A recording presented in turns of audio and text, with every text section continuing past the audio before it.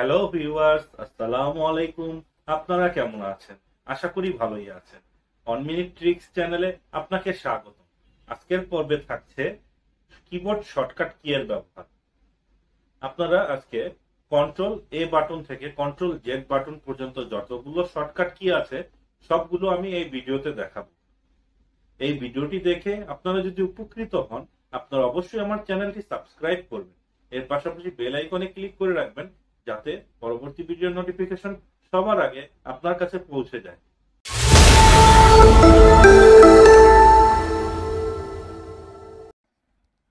Keyboard shortcut control A to Z. শুরুতে আমরা control এ বাটনের ব্যবহার দেখব। আপনারা যদি কন্ট্রোল এবং এ বাটন একসাথে প্রেস করেন, এটা কোনো মাউস পয়েন্টারটি কোনো সেলের ওপর রেখে কন্ট্রোল এ বাটন প্রেস করবেন, এটা সম্পূর্ণ ডাটাবেসটিকে সিলেক্ট করবে। আপনি যে কোনো সেলের ওপর মাউস পয়েন্টারটি রাখবেন, তারপর কন্ট্রোল এ বাটনে প্রেস করবেন, দেখবেন সেটা তার রেঞ্জ অনুযায়ী সেই সম্পূর্ণ ডাটাবেসটি সিলেক্ট করবে। আপনারা দেখতে পারলেন কন্ট্রোল এ অর্থ সিলেক্ট অল। আপনি সিলেক্ট অল এই কাজটি এই শর্টকাটকে সহায়তা করতে পারেন। এখন আপনারা দেখবেন কন্ট্রোল বি। কন্ট্রোল বিতে হচ্ছে বোল্ড। আপনি কোনো টেক্সট, নাম্বার বা লেখাকে বোল্ড করতে চাইলে কন্ট্রোল বি বাটন প্রেস করবেন। আমি এখানে B12 রোটি বোল্ড করলাম, B5 রোটি বোল্ড করে দিলাম। তো আপনারা এইভাবে কন্ট্রোল বি বাটনে প্রেস করলে সেটা বোল্ড হয়ে যাবে। এরপর দেখব কন্ট্রোল সি। এটা অত্যন্ত জনপ্রিয় একটি শর্টকাট। কন্ট্রোল সি অর্থ কপি। আপনি যে কোনো রো কপি করে কন্ট্রোল সি দিয়ে কপি করে তারপর এখানে পেস্ট করতে পারেন। তো কন্ট্রোল সিতে হচ্ছে কপি, আপনারা এটা শিখে নিলেন। দেখুন আমরা এখানে কন্ট্রোল সি দিয়ে কপি করে নিয়েছি। এরপর আমরা দেখব কন্ট্রোল ডি। কন্ট্রোল ডি হচ্ছে ফিল ডাউন। ফিল ডাউনের কাজটা কি আপনারা বুঝতে পারবেন। আপনি ধরেন চাচ্ছেন উপরের সেলে যে ডাটা আছে সেটা নিচের সেল পর্যন্ত আসবে। এই ক্ষেত্রে আমরা কন্ট্রোল ডি বাটন প্রেস করব। যেমন এখানে মে 22 লেখা আছে, আমরা কন্ট্রোল ডি দিয়ে এটা নিচে নামিয়ে নিলাম। তারপরে যে জুন মাসের নিচে ফাঁকা সেলগুলোতে আমরা চাচ্ছি জুন 22 থাকবে, আমরা এটা সিলেক্ট করে কন্ট্রোল ডি বাটন প্রেস করব। উপরে কোনো ফাংশন, টেক্সট যেটাই থাকবে সেটাই হুবহু এখানে নিচে চলে আসবে। তো এখানে কন্ট্রোল ডি বাটন হচ্ছে ফিল ডাউন। তারপর কন্ট্রোল ই। কন্ট্রোল ই বাটনের কাজ হচ্ছে সব থেকে গুরুত্বপূর্ণ। কন্ট্রোল ই বাটন হচ্ছে ফ্ল্যাশ ফিল। ফ্ল্যাশ ফিলের কাজ আপনাকে সব থেকে অবাক করবে। এটাকে আপনাকে কয়েক ঘন্টার কাজকে কয়েক সেকেন্ডের মধ্যে করে দেবে। ধরুন আমি এখানে প্রত্যেক ওয়ার্ডের 3টা করে ফার্স্ট লেটার অ্যালফাবেট চাচ্ছি, আমরা লিখে কন্ট্রোল এ বাটন প্রেস করব, সেটা অটোমেটিক্যালি চলে আসবে।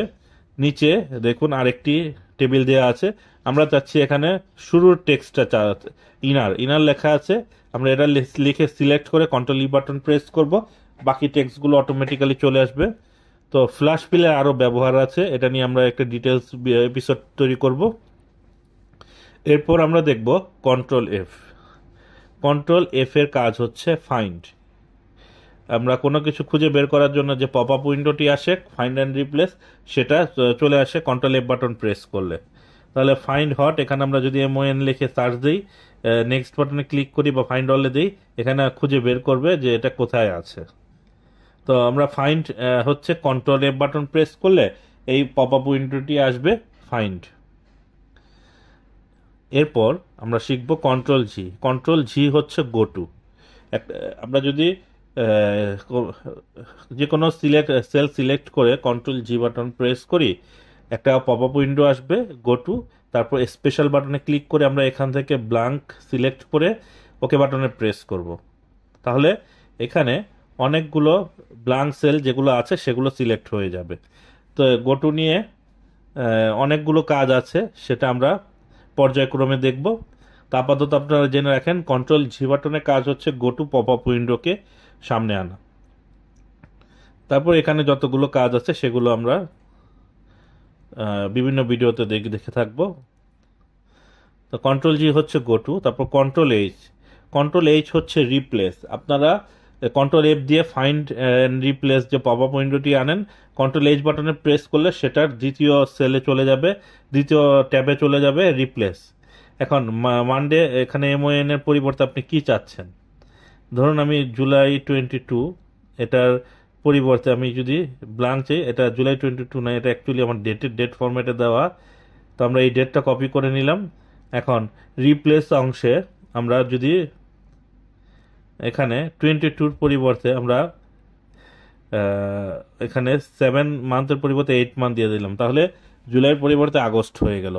তাহলে ফাইন্ড অ্যান্ড রিপ্লেসের কাজ আপনারা Ctrl+H বাটনের সহায়তা করতে পারবেন।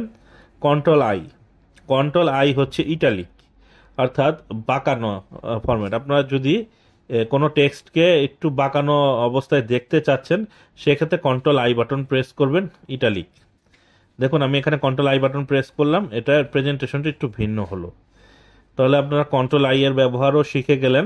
Ctrl+K হচ্ছে হাইপারলিঙ্ক বা লিঙ্ক বলতে পারেন, বর্তমানে এটাকে হাইপারলিঙ্ক বলে না, শুধু লিঙ্ক বলে। এই আপনারা দেখতে পাচ্ছেন আমি একটা বাটনে ক্লিক করছি, অন্য পেজে চলে যাচ্ছে। তো এখানে রাইট বাটন ক্লিক করে লিঙ্ক অপশনে ক্লিক করলে এখানে দেখুন আমি এখানে আমরা বর্তমানে Ctrl+K শিটে আছি, সেটা Ctrl+I শিটে যাব, সেটা সিলেক্ট করে দিলাম। এখন দেখুন এখানে একটা লিঙ্ক ক্রিয়েট হয়েছে। আমরা যদি এখানে MON মান লেখার উপর ক্লিক করি, পূর্ববর্তী শিটে চলে যাব, Ctrl+I শিটে। তো এভাবে ইনসার্ট লিঙ্ক ক্রিয়েট করা হয়। তো আমরা শর্টকাট কিটা জেনে নিলাম, Ctrl+K, এটা হচ্ছে হাইপার লিঙ্ক। তারপর আমরা Ctrl+L বাটনের ব্যবহার দেখব। Ctrl+L হচ্ছে ইনসার্ট টেবিল। তো এখানে আপনারা যদি যে কোনো ডাটাবেস সিলেক্ট করে Ctrl+L বাটন প্রেস করেন, এখানে একটা পপ আপ উইন্ডো আসবে, এটা টেবিল ক্রিয়েট করবে কিনা। তো আপনারা এইভাবে এটা Ctrl+L বাটনের সহায়তায় যে কোনো ডাটাবেসে টেবিলে কনভার্ট করতে পারেন। তো ইনসার্ট টেবিল হচ্ছে Ctrl+L। এটা আরেকটি কমন শর্টকাট কি আছে Ctrl+T, সেটা আমরা পরে দেখাবো। দুটো শর্টকাট কিতে একই জিনিস অ্যাসাইন করা আছে। এখন আমরা দেখব হচ্ছে Ctrl+N। Ctrl+N বাটন যদি আপনারা একসাথে প্রেস করেন, একটা নতুন ওয়ার্কবুক ওপেন হবে। যে কোনো শিটে থাকা অবস্থায় আপনারা যদি Ctrl+N বাটন প্রেস করেন, একটা নতুন ওয়ার্কবুক ওপেন হবে, সেটা হচ্ছে Ctrl+N। আপনারা Ctrl+N বাটন প্রেস করে নিউ ওয়ার্কবুক ওপেন করতে পারেন।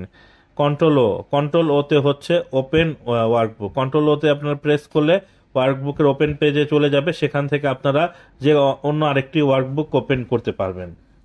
তারপর আছে Ctrl+P তে প্রিন্ট। আপনারা এটা সবসময় ব্যবহার করে থাকেন, Ctrl+P বাটনে প্রেস করেন, প্রিন্ট প্রিভিউতে চলে যায়। তো আপনারা Ctrl+P তে প্রিন্ট প্রিভিউ বা প্রিন্ট অপশনে চলে যেতে পারবেন। Ctrl+R তো হচ্ছে ফিল রাইট। ধরুন আমি জানুয়ারি মাসের টোটাল যোগফল নামালাম, সামেশন। এখন আমি চাচ্ছি ফেব্রুয়ারি, মার্চ, এপ্রিলে চলে যাবে। আমি যে Ctrl+R বাটন প্রেস করি, সেই যে সাম ফর্মুলাটি অটোমেটিক্যালি ডান পাশে চলে গেল।